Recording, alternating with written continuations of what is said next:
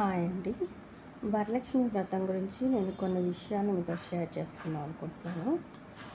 వరలక్ష్మి వ్రతం చేసేటప్పుడు అమ్మవారికి చాలా భక్తి శ్రద్ధలతో మనసు ప్రశాంతంగా పెట్టుకొని పూజ చేస్తే మనం అనుకున్నవన్నీ నెరవేరుతాయండి.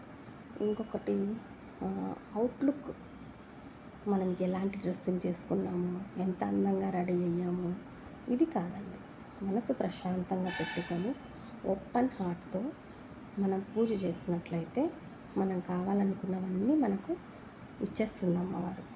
నాకు తెలిసినంతవరకు నేను మీతో షేర్ చేసుకోవాలనుకున్నది షేర్ చేసుకుంటున్నాను. ఎవరు తప్పుగా అనుకోవద్దండి. ప్లీజ్ మనసు ప్రశాంతంగా పెట్టుకొని నిండు మనసుతో సింపుల్గా చేసినా కూడా అమ్మవారు యాక్సెప్ట్ చేస్తారు. సో ఈసారి మీరు చేసుకునే పూజను పవిత్రంగా, చాలా నెమ్మదిగా, ఓపికతోటి, ప్రశాంతమైన మనసుతో పూజ చేసుకొని మీకు కావలసినవన్నీ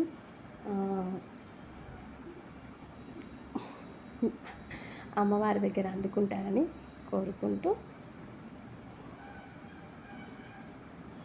కోరుకుంటున్నాను. సర్వే జన సుఖినో భవంతు, సర్వే సజ్జన సుఖినో భవంతు. Thank you.